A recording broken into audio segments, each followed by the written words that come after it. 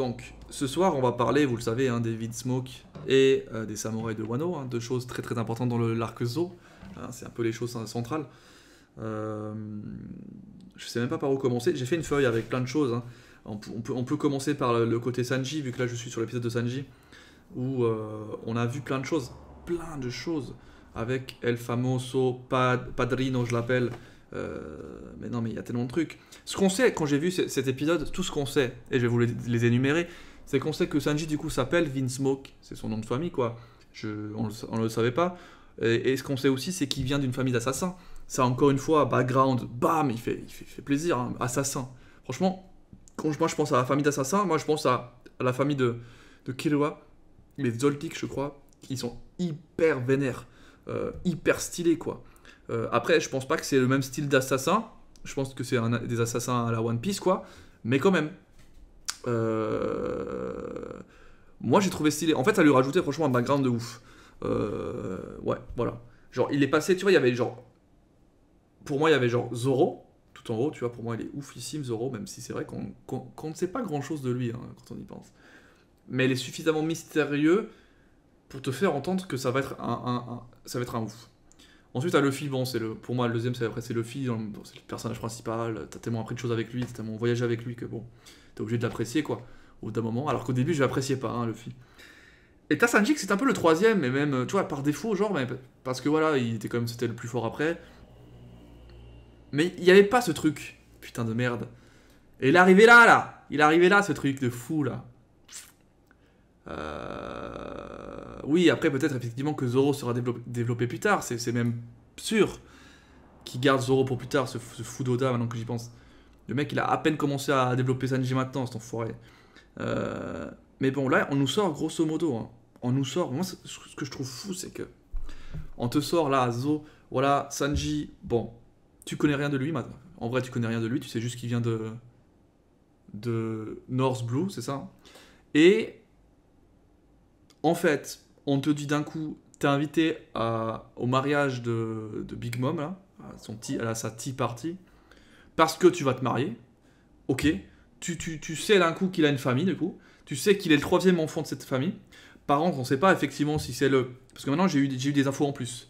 J'ai eu des infos comme quoi il fait partie d'une famille d'assassins. Cette famille d'assassins tient une organisation qui s'appelle le Germa Double Six. Hein, vous m'avez dit ça comme ça qu'on le prononce.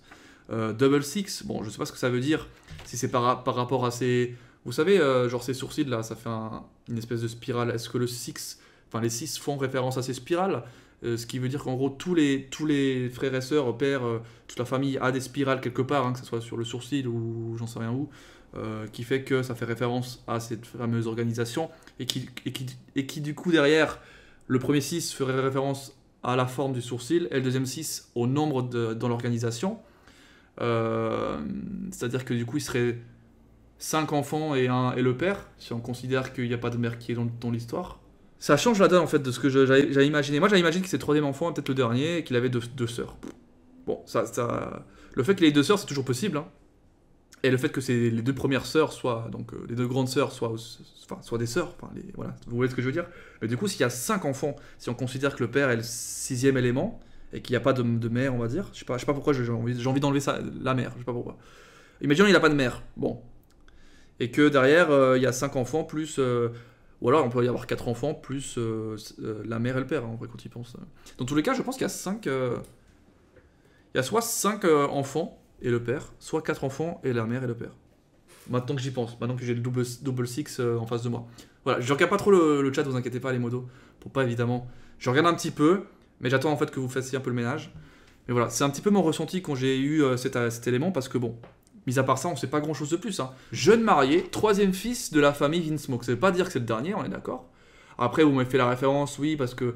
Enfin, c'est logique, parce que San, c'est 3. Oui. Mais je pense qu'il y a tellement de persos qui ont le même préfixe et que ça n'a rien à voir avec le chiffre, tu vois. Donc, moi, je pouvais pas faire le lien. Enfin, là, c'est logique. Mais après, là, je peux pas non plus dire, est-ce qu'il y a, par exemple. Un 4e qui s'appelle Yon. C'est quoi 4? C'est Yon, hein.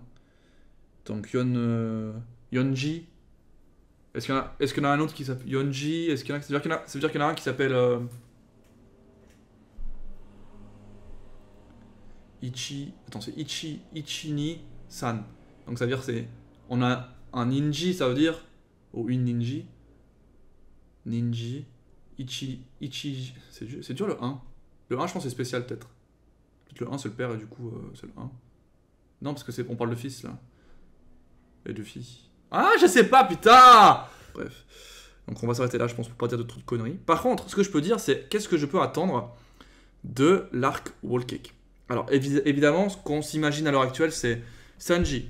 Il va aller se marier avec Pudding. Mais on s'imagine que ce mariage ne se fera pas parce que Luffy débarque et il fait en sorte que ça se passe pas. Maintenant, ce qui serait drôle, c'est que ça se passe. Ça serait drôle aussi que ça se passe. Parce que si ça se passe, et que Pudding est pas trop dégueulasse, et que il est marié, et que derrière Luffy démonte la gueule à Big Mom, c'est aussi pas mal, non? Et du coup, Sanji revient avec une femme. Bon, après, Sanji était bien avec, comment elle s'appelle, Violette, Viola. Donc après, bon, il est pas très fidèle, hein, quand j'y pense. De toute façon, Sanji et les meufs, c'est un délire. Chaque fois, lui, c'est un problème. T'imagines comment Wall Cake? Alors, Wall Cake, moi, j'imagine tout simplement que c'est un monde de bouffe. De pâtisserie, mon frère. Genre, il y a de la pâtisserie partout, frère. Genre, c'est le bordel, frère. T'as des petits gâteaux qui se baladent, t'as la petite cerise avec.